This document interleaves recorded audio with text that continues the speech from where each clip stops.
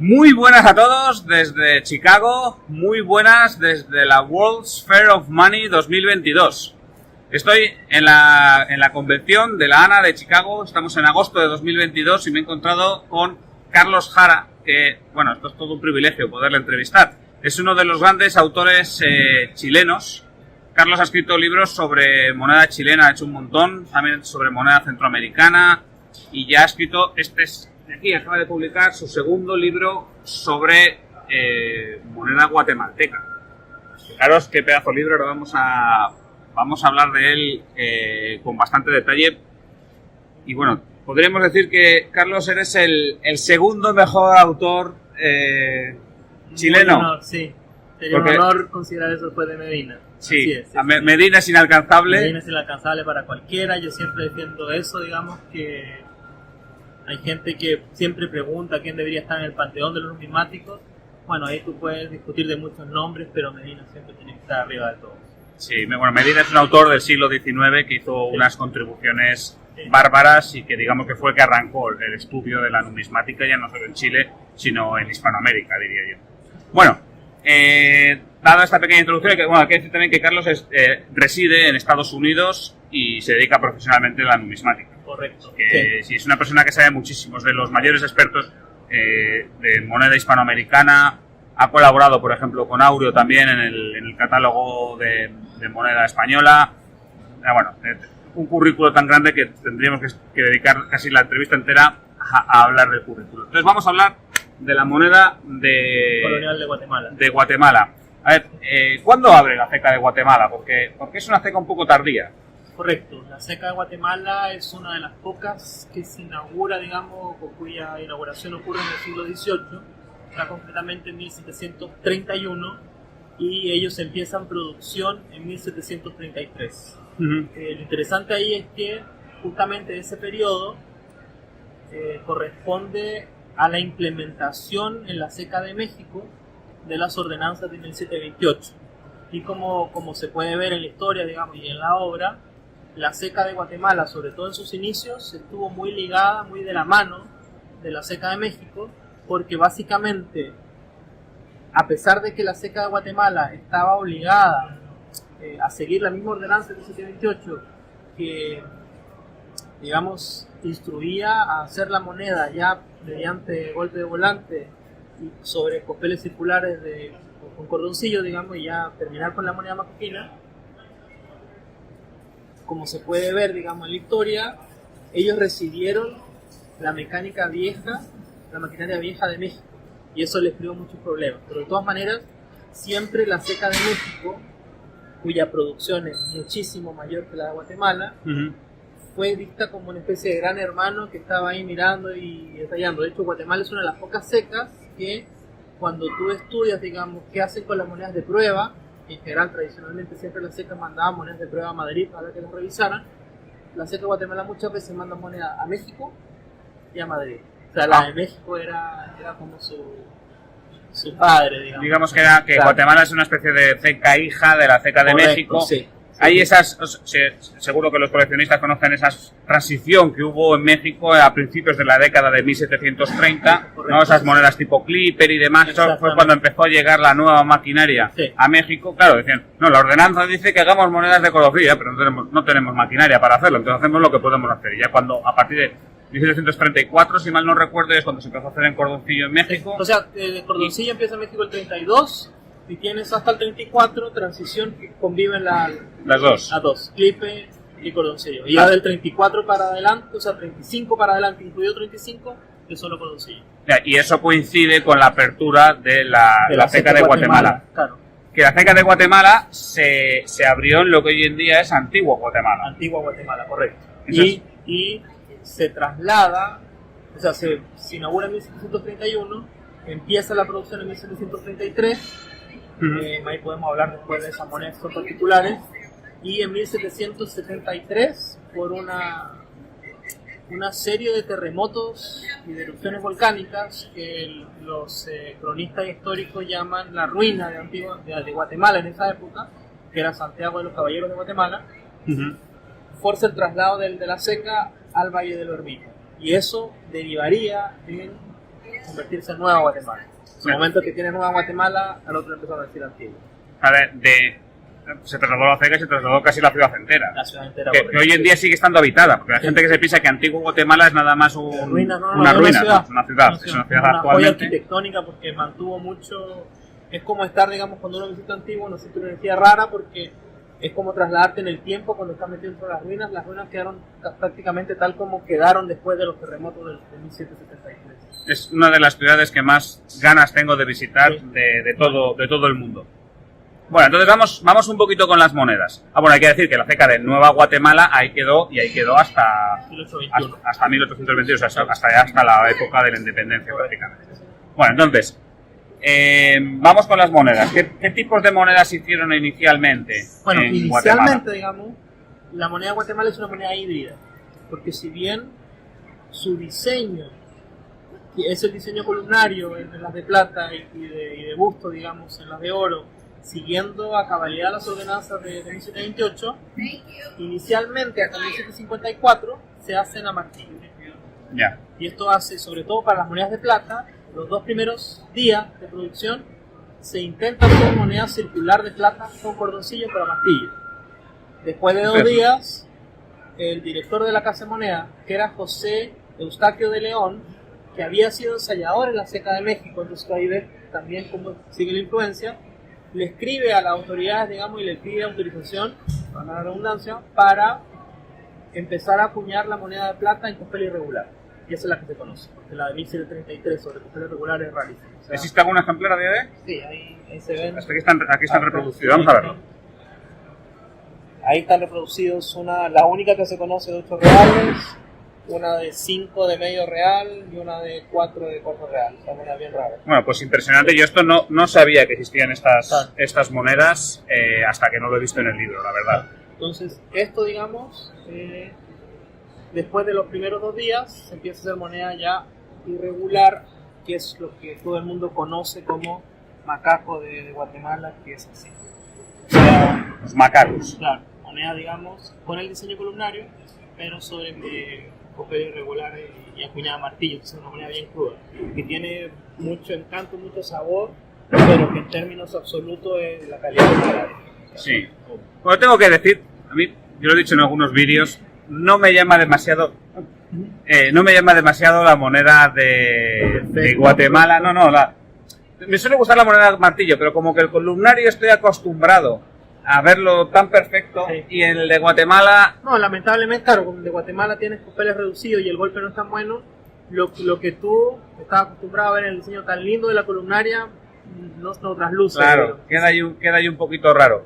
Y bueno, eso se acuñó en plata, pero también se empezó a acuñar en oro relativamente pronto. Oro se acuñó, y esto es algo que la gente no sabe porque son monedas demasiado raras, desde 1733 hasta 1754, se acuñaron, salvo en 1746, que no hubo acuñación de oro todos los años, y todas las denominaciones de un escudo a 8 escudos.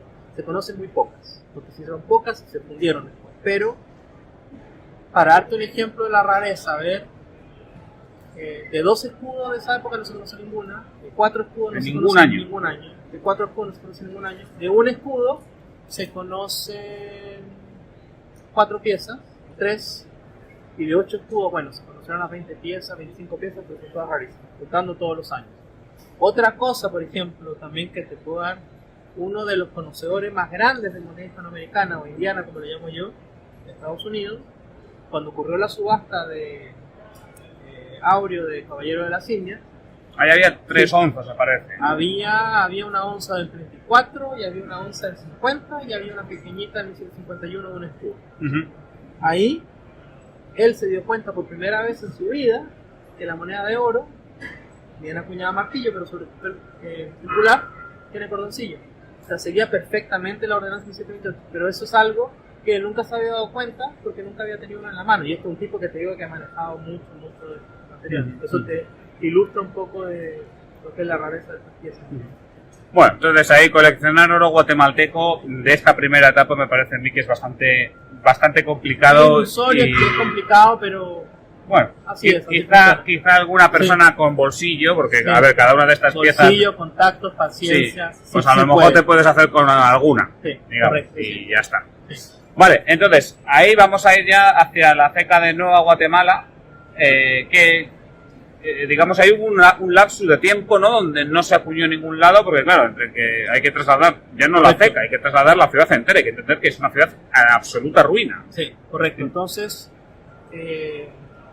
la moneda de Bustos se instaura en Guatemala en 1772. Todavía en la ceca antigua Guatemala y todavía con marca de ceca G.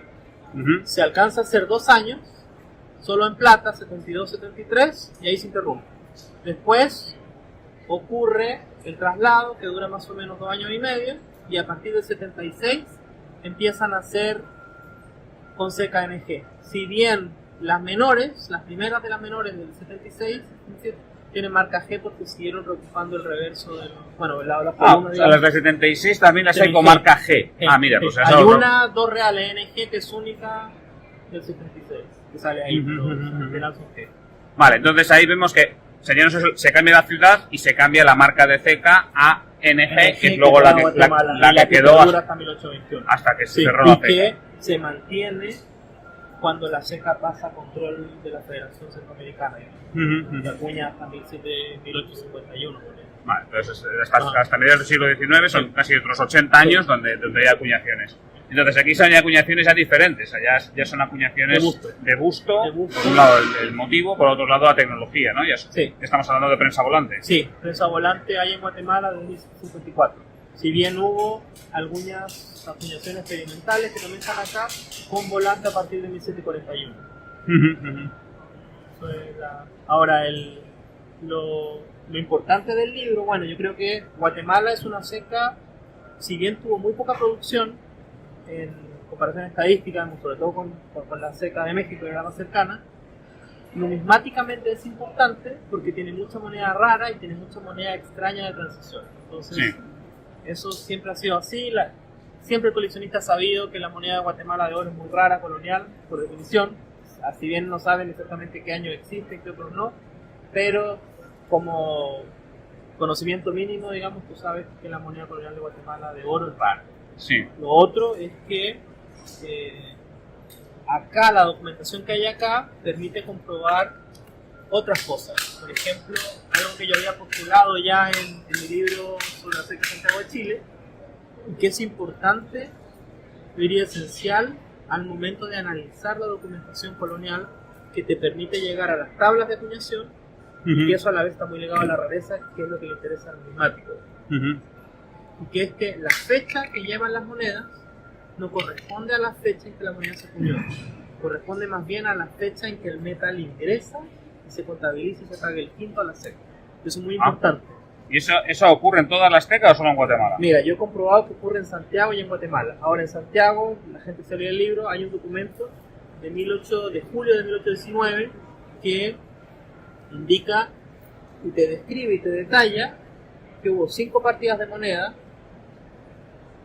que se acuñaron en 1818, 1818, 1818, 1819, 1819, pero con cuños, y dice ahí, fechado 1818. Ajá, ajá. Entonces, eso es muy importante porque te permite reinterpretar otras cosas. Entonces, cuando tú agarras, por ejemplo, citando a Medina en general lo que transcribe en sus libros es la fecha de entrega de las monedas. Y eso no es la fecha que llevan las monedas, y por eso es que hay mucho error, entre comillas, porque la gente dice, no, mira, Medina dice que para tal año se entregaron monedas, por ejemplo, en Santiago de Chile, que se habían entregado monedas colombianas en 1772, no, se entregaron, pero tenían fecha 1770, que sí existe. Entonces, digamos, a la luz de esto, es posible reinterpretar muchas otras fuentes, y eso hace que digamos, el calce o la congruencia entre fuente documental y fechas de las monedas que actualmente se conocen sea mucho más acuciosa, más directa. Estoy pensando, bueno, es bastante impresionante esta relación que claro, que o sea, obviamente una cosa es que cuando llega la plata a la ceca, o cuando la ceca adquiere la plata, otra cosa es cuando se producen las monedas. Claro, lo que estoy pensando es que a lo mejor eso ocurre en cecas con una acuñación más esporádica como Chile y Guatemala, cuando otras cecas más grandes, como pues, México, Lima, Potosí, ¿no? O sea, donde hay una acuñación mucho más continua, claro, ahí se acuñaba todos los días. Y yo me imagino que el mercader lo que quería era que según llegase la plata, rápido, recibir la moneda lo más rápido posible. Yo creo que yo creo que se mantuvo en todas las secas, pero que a efectos prácticos, digamos, como tú tienes, qué sé yo, en México y Lima, secas, producción más o menos continua de niveles muy altos, no influye mucho en la rareza. Claro. En el caso de Guatemala y Santiago sí, porque por ejemplo el oro, ya a partir de 1754, solo se hace por razones prácticas cada ciertos años, a medida que van acumulando metal. Entonces es muy importante saber, digamos, antes un coleccionista podía saber, qué sé yo, por ejemplo, a mitad del siglo XX, un coleccionista que tuviera acceso a todas las fuentes, todas las monedas publicadas, todos los libros, iba a darse cuenta que había moneda guatemalteca de oro de 1750 para Fernando VI, por resumirlo ahí, de 17 puñado volante, ¿verdad? 54, que se conocían 8 escudos y un escudo, 55, las mismas denominaciones, y 57 que se conocía solo los escudos. Después, tú te das cuenta en el libro sí que también se acuñó en 1756 y que existen todas las denominaciones. Ahora, desde 1850 han aparecido el escudo de 1757, el escudo de 1755 y el 8 escudo de 1756 en el Ayerford. Entonces se va completando. Y también el 4 escudos del 55. Bueno, pues a ver si poquito a poquito se puede ir completando. Sí. Desde luego van a ser apariciones muy esporádicas, pero bueno, a ver. Van a causar ruido, digamos, sí. Moneda rara en general. Muy bien. Luego, porque a ver, en esta segunda etapa, la plata de Guatemala para un coleccionista es más o menos accesible a algunas de ellas. Es decir, que, bueno, quiero tener una representación. Si queremos tener todos los años y en buena calidad, siempre es difícil. Es difícil. Pero tener una representación y demás, bueno, pues eso, los realitos, los medios realitos de la última etapa y demás, eso es más o menos accesible, incluso en alta calidad. El oro ya es otro cantar. El oro siempre es raro. Salvo el año 1817. Que bueno, tampoco es que sea muy común. No, pero es más asequible que lo otro por una razón histórica, y es que se sigue acuñando entre 1821 y 1824 con cuño colonial. Por eso también es que la moneda de plata de Guatemala en 1821 es más común, sobre todo el cuartillo. Porque se sigue acuñando hasta que la federación instaura su cuño particular. Sí, hace su propio diseño. Eso ocurrió yo diría que en Santiago todas, ¿no? También. Sí, en Santiago y en Potosí, y en Lima también, y en Popayán, y en Bogotá, así que es lo que yo recuerdo. Así de, por razones prácticas ocurre. Bueno, había que acuñar y pues acuñar con lo que tienes y ya está. Bueno, ya te voy a poner en compromiso. Entonces, ¿te gusta más la ceca de Santiago o la ceca de Guatemala? Santiago. Entre la sangre tira más. Claro, es tu ciudad, ¿no? Muy bien. Bueno, pues otro día hablamos de la ceca de Santiago. Yo creo que con ahora este libro, quien quiera saber sobre moneda de Guatemala, yo creo que esta es la referencia y va a ser la referencia. La verdad es que incluye mucha documentación histórica y también incluye muy buena fotografía completo de todo lo que se acuñó.